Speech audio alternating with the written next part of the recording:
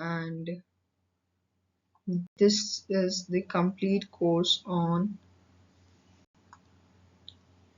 cell biology, and this is lecture 8, which we will discuss on plasma membrane, right? So what is plasma membrane? Plasma membrane क्या है? हमने last class में cell के बारे में पढ़ा है। तो सेल की जो आउटर कवरिंग होती है उसे हम प्लाज्मा मेम्ब्रेन कहते हैं, ठीक है। तो सेल की जो बाहर की मेम्ब्रेन है उसे हम प्लाज्मा मेम्ब्रेन कहते हैं। ये बायोलॉजिकल मेम्ब्रेन है, ठीक है, ज़रूरी है, वाइटल है और डायनेमिक है। डायनेमिक मीन्स इसमें मूवमेंट होते रहते हैं, ठीक है। वो मूवमेंट के बारे में हम आगे डिस्कस करेंगे। सारे लिविंग ऑर्गेनिजम्स या लिविंग सेल्स पर ये प्लाज्मा मेम्ब्रेन आपको मिलेगी, सारे लिविंग सेल्स। और ये इंटरनल एनवायरनमेंट और एक्सटर्नल एनवायरनमेंट जो होता है सेल के बाहर का, ये हमारा जिसे हम कहेंगे एक्सोप्लाज्म है, जो सेल के बाहर होगा। और यहाँ है हमारा साइटोप्लाज्म, ये इसको सेपरेट रखने के लिए काम आती है। ये हमारी प्लाज्मा मेम्ब्रेन है। ये हर सेल का फंडामेंटल कंपोनेंट है, मीन्स ये सब सेल्स पे मिलेगा, ठीक है। और चाहे वो प्रोकैरियोटिक हो या फिर यूकैरियोटिक हो, तो सब सेल्स पे ये मिलता है, ठीक है। नेक्स्ट इज ये हमारा सेल का डायग्राम है, जिसमें आप देख सकते हो सारी ऑर्गेनेलीज आपको दिखाई दे रही हैं। इसके अंदर आपको साइटोप्लाज्म दिखाई दे रहा होगा, ये माइटोकॉन्ड्रिया है।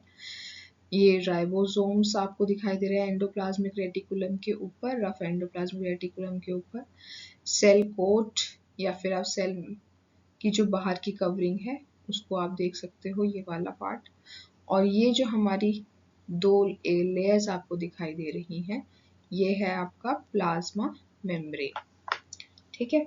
इस लेक्चर में और आने वाले लेक्चर में हम प्लाज्मा मेम्ब्रेन पर फोकस करने वाले हैं, ठीक। इसके अंदर और कौन से कंपोनेंट्स होते हैं? वो होता है हमारा न्यूक्लियस, जिसमें हमारा जेनेटिक मटेरियल होता है। न्यूक्लियोलस हमारा न्यूक्लियस के अंदर वाला पार्ट होता है। न्यूक्लियस के अंदर हमारे chromatin, nuclear pore, nuclear envelope, ये सब चीज़ें मिलती है। दूसरा जो हमारा एक और ऑर्गेनेली है वो है हमारा गोल्गी बॉडी, तो वो भी हमारा सेल के अंदर होता है। Centrioles, pre ribosome, smooth endoplasmic reticulum, lysosomes, ये सब हमारे सेल के ऑर्गेनेलीज हैं। एक तरह से हम सेल ऑर्गेनेलीज को अगर हम क्या कहेंगे, सेल ऑर्गेनेलीज हमारे लिए एक तरह से रूम्स का काम करती हैं, ठीक है, सेल की।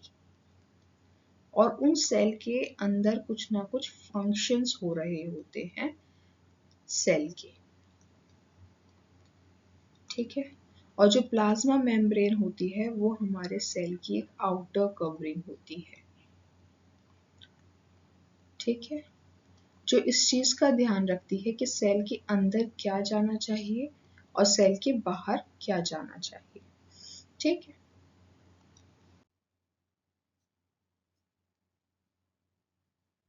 ओके, ये हमारी प्लाज्मा मेम्ब्रेन का एक वाइड डायग्राम है, ठीक है। तो ये इधर इनसाइड पार्ट में आपको साइटोप्लाज्म दिखाई देगा। ये बाहर हमारा एक्स्ट्रा सेलुलर फ्लूइड है। इसमें जो मेन कंपोनेंट होते हैं वो है हमारे ये पार्ट, जिन्हें हम कहते हैं लिपिड्स, ठीक है। ये हमारी फॉस्फोलिपिड्स होते हैं, ठीक है। एक साथ जुड़कर ये एक लेयर बनाते हैं, और जब ये दो लेयर्स एक साथ बनती हैं तो इसे हम कहते हैं फॉस्फोलिपिड बायलेयर, ठीक है। फॉस्फोलिपिड बायलेयर का आपको एक मॉलिक्यूल यहाँ पे दिखाई दे रहा होगा, ये है फॉस्फोलिपिड मॉलिक्यूल। और इस मॉलिक्यूल की टेल्स है, ये जो येलो कलर की आपको टेल्स दिखाई दे रही है, इन्हें हम कहते हैं हाइड्रोफोबिक टेल्स।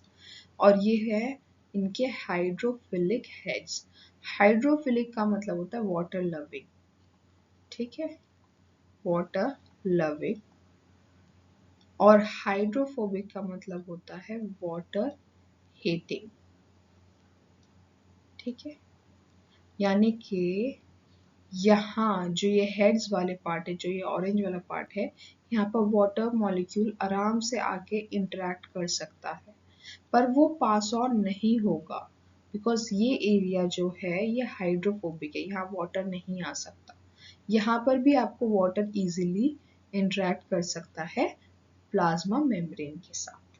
ठीक, अब हमारा यहाँ पे एक और कंपोनेंट जुड़ा होता है लिपिड्स के अलावा, वो है कार्बोहाइड्रेट। कार्बोहाइड्रेट चेन्स आपको यहाँ पे जुड़ी हुई दिख रही होंगी, ये कार्बोहाइड्रेट चेन्स है। ठीक है, जो हमारे प्रोटीन्स के साथ और लिपिड्स के साथ जुड़ी होती है। ठीक है, ये हमारा प्रोटीन है। ठीक, और यहाँ पर काफ़ी सारे प्रोटीन्स आपको दिखाई देंगे, जैसे इंटीग्रल प्रोटीन है, सरफेस प्रोटीन है। ठीक है, आपको साइटोस्केलेटन भी दिखाई दे रहा होगा। ठीक, और आपको पेरिफेरल प्रोटीन दिखाई दे रहे होंगे, प्रोटीन चैनल्स दिखाई दे रहे होंगे। ये सारे डिफरेंट टाइप्स ऑफ आपको प्रोटीन दिखाई देंगे। ठीक है, और इन प्रोटीन्स पे आपकी कार्बोहाइड्रेट चेन लगी होगी। ठीक, और कार्बोहाइड्रेट चेन कुछ कुछ आपके लिपिड से भी अटैच्ड होगी, जिन्हें हम कहते हैं ग्लाइकोलिपिड। इन सारे मॉलिक्यूल्स के अलावा हमारे पास एक और मॉलिक्यूल होता है प्लाज्मा मेम्ब्रेन में, दैट इज कोलेस्ट्रॉल। कोलेस्ट्रॉल ये जो हमारा प्लाज्मा मेम्ब्रेन के अंदर एम्बेडेड है। ठीक है, तो ये सारे कंपोनेंट्स मिलकर हमारे प्लाज्मा मेम्ब्रेन बना।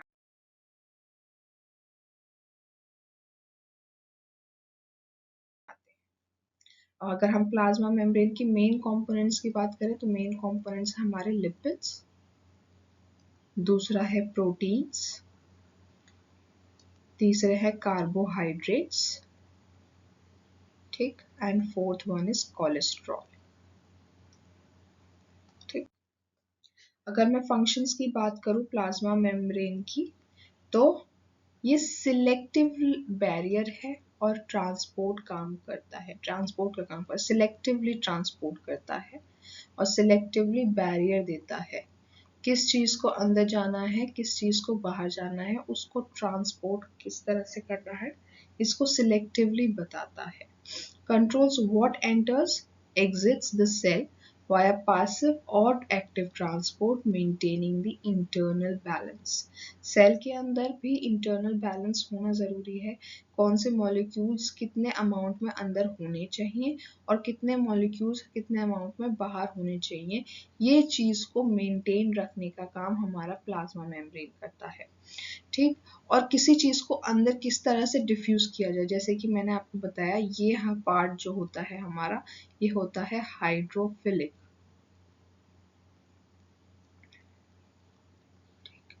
और ये पार्ट जो होता है, ये वाला जो सेंटर येलो पार्ट आपको दिखाई दे रहा है, ये होता है आपका हाइड्रोफोबिक। तो सारे मॉलिक्यूल्स इजीली आपके डिफ्यूज नहीं हो सकते, कुछ हो सकते हैं जो इजीली डिफ्यूज हो सकते हैं, वो थ्रू डिफ्यूजन आराम से चले जाते हैं। कुछ मॉलिक्यूल्स को प्रोटीन्स की ज़रूरत पड़ती है, लाइक दिस, जिसमें हम कहते हैं ये फैसिलिटेटेड डिफ्यूजन है। जो कैरियर प्रोटीन होते हैं ये आपके क्या करते हैं, ये आपके मॉलिक्यूल्स को पास ऑन होने में हेल्प करते हैं। ठीक है, इधर इसे हम कहते हैं पैसिव ट्रांसपोर्ट। ठीक, दूसरा होता है हमारा एक्टिव ट्रांसपोर्ट। एक्टिव ट्रांसपोर्ट में भी हमारे मॉलिक्यूल्स प्रोटीन्स के थ्रू ही पास ऑन होते हैं प्लाज्मा मेम्ब्रेन से, पर इन्हें चाहिए होती है एनर्जी।